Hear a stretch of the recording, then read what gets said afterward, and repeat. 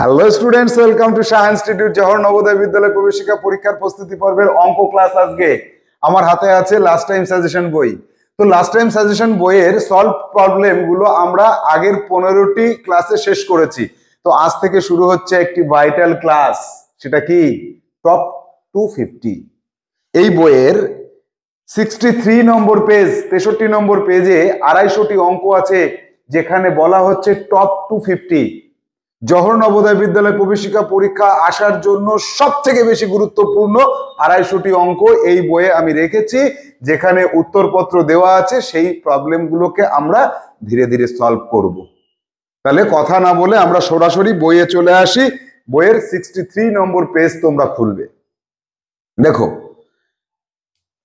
এক দাগে যে সমস্যাটি রয়েছে, পরপর করে আমরা এগিয়ে যাব। এক দাগে সমস্যা রয়েছে 428721। এই সংখ্যাটিতে দুটি দুইয়ের স্থানীয় মানের গুণফল কত হবে?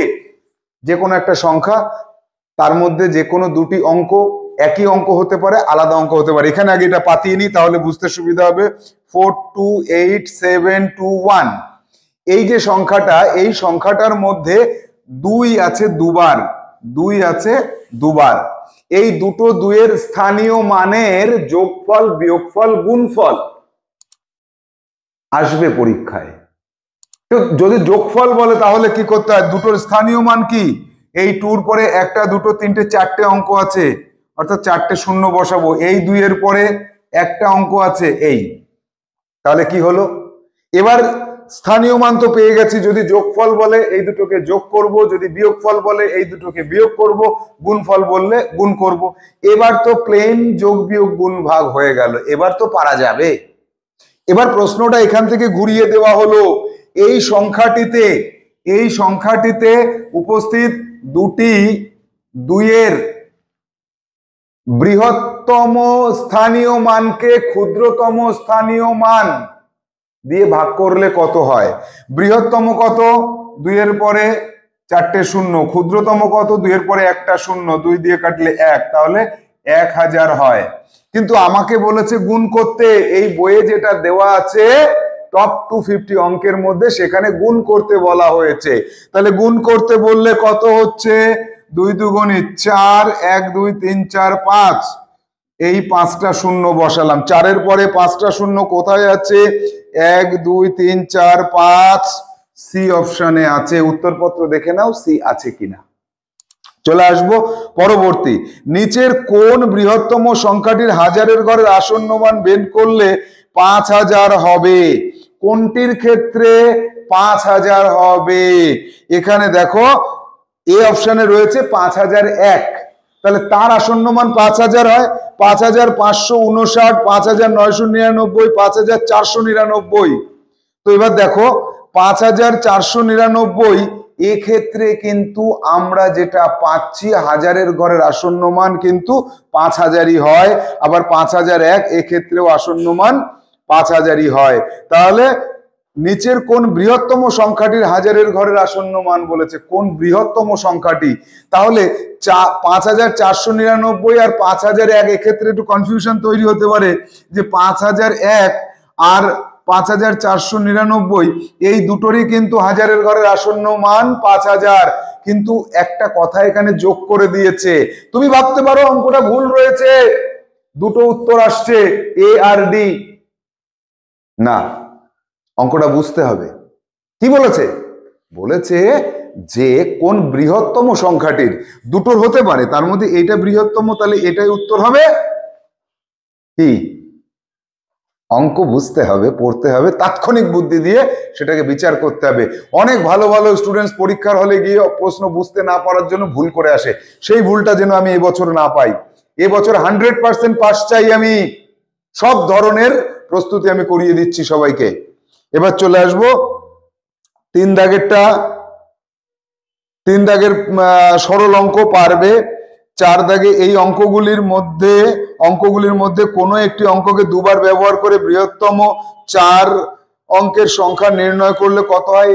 পারবে। 4 অঙ্কের মানে বৃহত্তম সংখ্যা নির্ণয় করতে হবে। 22 দ্বারা বিভাজ্য হয়, তাহলে এর মান কত গেল? এবার চলে আসবো আমি এইখান থেকে 9 দাগে। 6 লিটার 400 মিলিলিটার জুস একটি পাত্রে আছে। 9 দাগের অঙ্কটা করছি। 6 লিটার 400 মিলিলিটার জুস একটি পাত্রে আছে।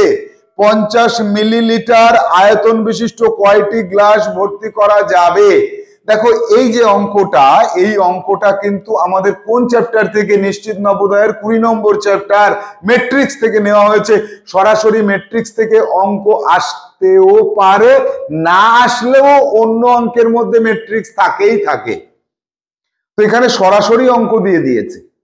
এই অঙ্কগুলো কিন্তু আমার তৈরি করা নয়। এখানে তোমরা দেখতে পাচ্ছ বঙ্গানুবাদ সৌমিতা দাস, হুগলি, গত বছরের স্টুডেন্ট। সৌমিতা দাস বঙ্গানুবাদ করেছিল। এই অঙ্কগুলো কিন্তু জওহর নবোদয় বিদ্যালয় সমিতির কোনো না কোনো জায়গা থেকে প্রাপ্ত। এবার আসি এই অঙ্কটাতে। দেখো 9 দাগের যে সমস্যা, সেখানে বলেছে যে 6 লিটার 400 মিলিলিটার। তাহলে এখানে আমাদের কি করতে হয়? কিলো, হেক্টো, ডেকা, লিটার, ডেসি, সেন্টি, মিলি। এই এবার 6 লিটার, এই লিটারের ঘরে 6 লিটার আর 400 মিলিলিটার। 400 মিলিলিটারকে কি করতে হয়? এই 400 এককের অঙ্কটা মিলির ঘরে থাকবে।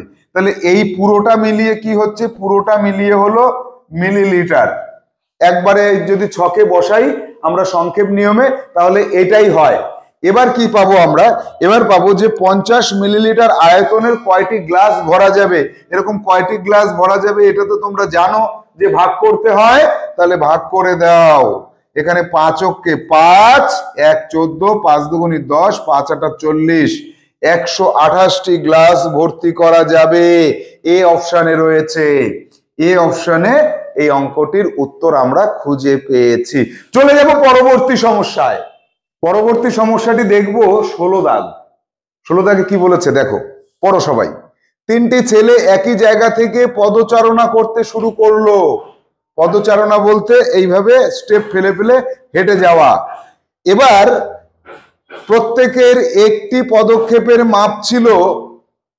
তাদের একটি করে পদক্ষেপ, যখন এই একটা পদক্ষেপ ফেললো তার মাপ ছিল 42 সেন্টিমিটার, 45 সেন্টিমিটার এবং 48 সেন্টিমিটার। 42, 45, 48 এক একজনের এই পদক্ষেপ এক একটা পায়ের। একবার পা ফেললে তারা একজন এটা যায়, একজন এটা যায়, একজন এটা যায়। এবার তারা একসাথে পা ফেলা শুরু করলো। এবার একজন একজন করে এগিয়ে যাচ্ছে। কমপক্ষে কত দূরত্ব গেলে প্রত্যেকের পা এই সামনের পাটা একই জায়গায় গিয়ে পড়বে? কি মনে হচ্ছে? এই ধরনের অঙ্ক আগে কোনোদিনও আমি আমার কুইকেল চ্যানেলে করিনি এই অঙ্কর মতো। কিন্তু এই ধরনের অঙ্ক কি দিয়ে এই অঙ্ক করতে হবে? করা আছে। ঘন্টার ধ্বনিতে চলে যাও। ঘন্টার ধ্বনি একটা নির্দিষ্ট সময়ের মধ্যে একটা ঘন্টা বাজলো, তারপরে সে একটা সময় অন্তর অন্তর বাজতে থাকে। আর একটা বাজলো, অন্য একটা সময় অন্তর অন্তর বাজতে থাকে। তো ঠিক এইটার তাই, একবার পা ফেললাম সবাই একসাথে, তারপরে এ এগিয়ে গেল 42 সেন্টিমিটার, এ এগিয়ে গেল 45, 48, এইভাবে তারা কিন্তু এগিয়ে যেতেই থাকবে। এইবার একটা সময়ে এসে কি হবে যে প্রত্যেকের পা ফেলাটা একসাথে হবে। সেটা কখন হবে? কত দূরত্ব গেলে কমপক্ষে তারা একই সাথে আবার পা ফেলবে। তো এবার এই যে কোন দূরত্বতে গিয়ে তাদের পা ফেলাটা এরকম হবে, তখন কি হবে যে এই দূরত্ব, এই দূরত্ব, এই দূরত্ব, এদের একটা সরল গুণিতকে যেতে হবে। কারণ এ 42 গেছে, এ 45 গেছে, 48 গেছে, তাহলে প্রত্যেকে আলাদা আলাদা দূরত্ব অতিক্রম করে ফেলেছে। এবার এদের লসাগু করো। 2 দিয়ে করলে 21 হয়, 2 দিয়ে করলে 2 দুগুণে 4 যায় না, 45 থেকে যায়। 2 দিয়ে করলে 2 দুগুণে 24 হয়। এবার 3 দিয়ে করলে 3 7 21, 3 15 45, 3 8 24। আর কি যাচ্ছে? যাচ্ছে না। আর যাচ্ছে কিনা দেখে নাও। এবার এদের লসাগু করে যেটা পাবো সেটাই এদের উত্তর হবে। এবার দেখো উত্তরে কিন্তু মিটার আছে। আমরা বুঝতেই পারছি গুণ করলে অনেক বড় একটা সংখ্যা পাবো, যেটাকে সেন্টিমিটার থেকে মিটারে প্রকাশ করতে হবে। চলে যাব পরবর্তী সমস্যা। পরবর্তীতে আমরা কোন সমস্যাটি দেখবো? 21 দাগের সমস্যা। কোনটি পরস্পর মৌলিক সংখ্যা? দেখো দুটো সংখ্যা দেওয়া থাকবে 8 আর 12। এই যে 8 আর 12 এর মধ্যে 1 ছাড়া আর কোনো সাধারণ উৎপাদক আছে? হ্যাঁ, 2 আছে। তাহলে এটা কিন্তু পরস্পর মৌলিক নয়। আর কি 6, 8, 15, 18, 15 আর 18-র মধ্যে 3 দ্বারা বিভাজ্য হয়। আর 9, 10 বি অপশনে যেটা আছে 9, 10 সেটা কিন্তু পরস্পর মৌলিক সংখ্যা হয়। এক্ষেত্রে মনে রাখবে পাশাপাশি দুটো সংখ্যা সারা জীবন পরস্পর মৌলিক সংখ্যা, কারণ পাশাপাশি দুটো সংখ্যার মধ্যে 1 ছাড়া কোনো সাধারণ উৎপাদক থাকে না। চলে যাব পরবর্তী সমস্যা 11 দাগে। 11 দাগেরটা কি আছে দেখো, 11 দাগের অঙ্কটা ভেরি ভেরি ইম্পর্টেন্ট। 11 দাগে আছে 5, 4, 5, 4, 5, 4 by x equal to 1, 0, 1, 0, 1। এবার কি করতে হবে? x এর মান নির্ণয় করতে হবে। তাহলে আমরা এক কাজ করি, এর নিচে 1 ধরি, এটার সাথে এটা গুণ, এটার সাথে এটা গুণ, কোনাকুনি গুণ করলে সেটা সমান হয় 54, 54, 54। তাহলে এর পরবর্তীতে এবার কি লিখবো? পরের লাইনটাতে এসে আমরা কি করব? x এর মান নির্ণয় করতে গেলে ওটাকে ভাগ করে দিতে হবে, কারণ x এর সাথে এটা গুণ আকারে আছে। x equal to 54, 54, 54 ভাগ 10101। এবার এত বড় ভাগটা কি করা সম্ভব পরীক্ষার হলে? নিশ্চয়ই সম্ভব নয়। আর ভাগ করার প্রয়োজনীয়তা কি আছে?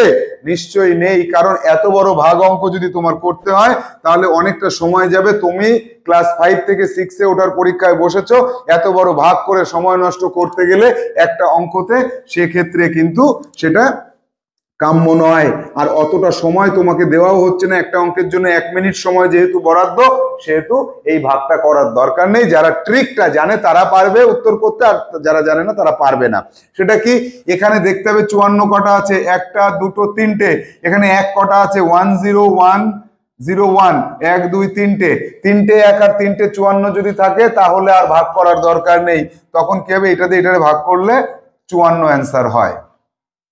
যদি এখানে 2, 0 এরকম থাকতো, 2, 0, 2, 0, 2 এরকম থাকতো, তাহলে 54কে 2 দিয়ে ভাগ করলে যা হয় তাহলে 27 হতো উত্তর। এটার একটা ট্রিক আমাদের সংখ্যাতত্ত্ব বইয়ে আমরা কিন্তু এটা পেয়েছি। এবার চলে যাব পরবর্তী আরেকটি সমস্যায়। এবার দেখবো পরবর্তী সমস্যা 26 দাগে। ভেরি ভেরি ইম্পর্টেন্ট একটা সমস্যা। ছোটবেলায় তোমরা শিখেছো, ক্লাস 4-এ শিখেছো, 5-এ শিখেছো। কি সেই সমস্যাটা? এই যে কতগুলো ভগ্নাংশ দেওয়া আছে। এবার এই ভগ্নাংশগুলোর মধ্যে সবচেয়ে বড় কোনটা, সবচেয়ে ছোট কোনটা? বড় থেকে ছোট আকারে সাজাও, ছোট থেকে বড় আকারে সাজাও, যাই আসুক না কেন নিমেষে করতে হবে। কিভাবে করবো? এই ক্ষেত্রে আমি একটা কথা বলে রাখি, নিমেষে করতে পারবো না। আমাদের প্রতিটা ভগ্নাংশকে একটু চেকিং করে দেখতে হবে, আর সেই চেকিং এর জন্য একটু সময় দরকার হবে। অঙ্কটা খুবই সহজ, কিন্তু সময় একটু লাগবেই লাগবে। উইদাউট সময়ে কেউ এটা করতে পারবে না। 1 সেকেন্ডে, যেমন আগের অঙ্কটা কি বললাম, সেকেন্ডের মধ্যে উত্তর হলো, এই অঙ্কটা কিন্তু সেকেন্ডের মধ্যে উত্তর করা সম্ভব নয়। মনে রাখবে, সব অঙ্কে কিন্তু সেকেন্ডের মধ্যে উত্তর করা যায় না। 2-4টে অঙ্ক একটু সময় বেশি লাগতে হয়। তো প্রথমে কি করতে হয় আমাদের? এই যে ভগ্নাংশটা রয়েছে না, ভগ্নাংশ, একে আরেকটা ভগ্নাংশের রূপে পরিণত করতে হয়।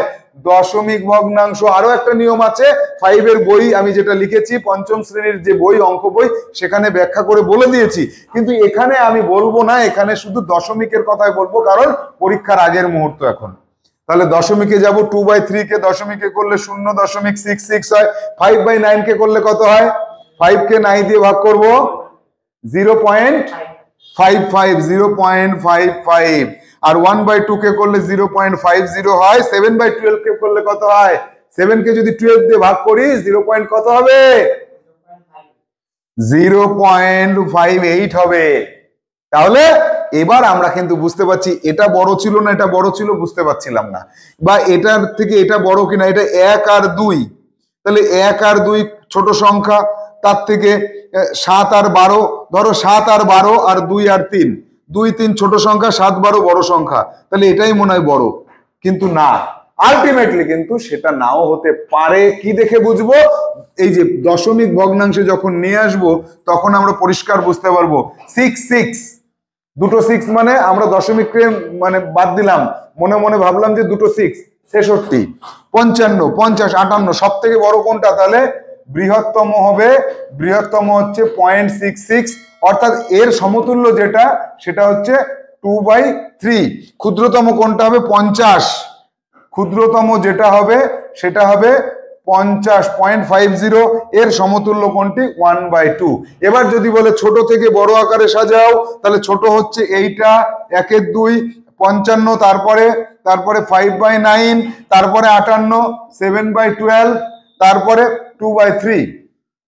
এবার যদি বলে বড় থেকে ছোট আকারে সাজাও, তাহলে মানের ঊর্ধ্বক্রম। ঊর্ধ্বক্রম মানে ছোট থেকে বড়র দিকে যাচ্ছি। অধক্রম মানে বড় থেকে ছোটর দিকে আসছি। তাহলে অধক্রমে সাজালে 2/3, 7/12, 5/9, 1/2। এইভাবে ঊর্ধ্বক্রম অধক্রম আসতে পারে। এটা কিন্তু ভেরি ভেরি ইম্পর্টেন্ট একটা সমস্যা, জওহর নবোদয় বিদ্যালয় প্রবেশিকা পরীক্ষাতে কিন্তু আসতে পারে। এই বইতে যে 250টি অতিরিক্ত অঙ্ক আমি রেখেছি, অন্যান্য সেট বাদ দিয়ে, সলভ প্রবলেম বাদ দিয়ে 250টা কিন্তু ভেরি ভেরি ইম্পর্টেন্ট। এই 250টি কিন্তু আমি তোমাদের প্রত্যেককে দিয়ে 250টি করাবো এবং সলভ প্রবলেমও করিয়ে নেব। তাহলে পরীক্ষার হলে গিয়ে তোমার কাছে কোনো অঙ্ক অজানা থাকবে না। 100 স্যাম্পল পেপারস করার পরে তো অজানা থাকার কথাই নয়। এরপরে এভারগ্রিন বই রয়েছে, সেখান থেকে অঙ্ক করলে একেবারেই অজানা অঙ্ক থাকবে না। আর এই যে বইয়ের সেট রয়েছে, এর সঙ্গে 2500 ফিগার রয়েছে, 100 স্যাম্পল পেপারস রয়েছে। এই বই এখন কিন্তু তোমরা শেষের দিকে এসে প্রত্যেকেই কালেক্ট করে নেবে। বইয়ের দাম অনেক কমে গেছে, 3500 টাকার পরিবর্তে 1100 টাকায় চলে এসেছে। বইটি তোমার হাতের কাছে থাকুক, এটাই আমরা চাই। তুমি পাস করো। তোমাদের জন্য স্পেশাল ভাবে পরে আবার 1 লট বই তৈরি করা হয়েছে। তাহলে ভালো থাকো, সুস্থ থাকো, প্রচুর পরিমাণে পড়াশোনা করো এবং জওহর নবোদয় বিদ্যালয় প্রবেশিকা পরীক্ষায় তুমি পাস করবে এই শুভকামনা সায়েন্স ইনস্টিটিউটের পক্ষ থেকে।